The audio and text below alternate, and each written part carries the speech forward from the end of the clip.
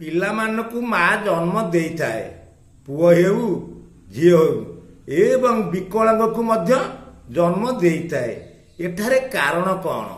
କ'ଣ ପାଇଁ ଏପରି ହୁଏ? 3 ମାସ ପରେ ମା ଜାଣିପାରେ ଯେ ମୋ ଗର୍ଭରୁ ମୋ କୋଳକୁ ଏକ ସନ୍ତାନ ଆସୁଅଛି। ଖୁସିରେ ମା ମନ ନାଚି ଉଠେ। ଏମିତି କେତେ କ'ଣ ଭାବି ବସେ। ଖୁସି ମନରେ ମା ହାତ ଗୋଡ଼ ମୁହଁ ଧୋଇ ଆଦର ସହିତ ଭାଗବତ ଜନ୍ମ ହେବା ଯାଏ ପାଠ କଲେ ସେ ପିଲା ମା କୋଳକୁ ସୁସନ୍ତାନ ହୋଇ ଜନ୍ମ ହୋଇଥାଏ।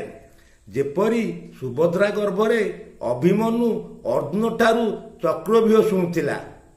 ପିଲାମାନେ କେଉଁ କାରଣ ପାଇଁ ଅବାଟକୁ ଚାଲିଯାଆନ୍ତି? ଏଠାରେ କାରଣ କ'ଣ? ଯଦି ମୁଖ୍ୟ ନଦୀରେ ପାଣି ଗୋଳିଆ ହୋଇଥାଏ, ତାହେଲେ ଶାଖା ନଦୀକୁ ପାଣି ବୋହିଯାଏ। ଦିନକର କଥା,